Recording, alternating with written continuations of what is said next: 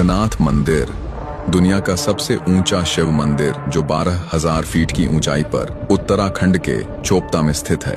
कथा है कि महाभारत के युद्ध के बाद पांडव अपने पापों का प्रायश्चित करने भगवान शिव को ढूंढ रहे थे, लेकिन शिव उनसे नाराज होकर बैल का रूप लेकर हिमालय की ओर चले गए। कहा जाता है इसी जगह भगवान शिव का पावन हाथ धरती पर प्रकट हुआ था, इसीलिए इसे पंच केदार में पहला स्थान माना जाता है। हजारों सालों से बर्फ और आंधियों के बीच खड़ा यह मंदिर आज भी उसी ऊर्जा से भरा है। कहा जाता है जो भी सच्चे मन से यहाँ हर हर महादेव कहता है, उसकी आवाज खुद पर्वतों में गूंज उठती है। तुंगनाथ सिर्फ एक मंदिर नहीं बल्कि साक्षात शिव की शक्ति का जीवित प्रमाण है। वीडियो पसंद आया हो तो पेज को लाइक और फॉलो जरूर करें।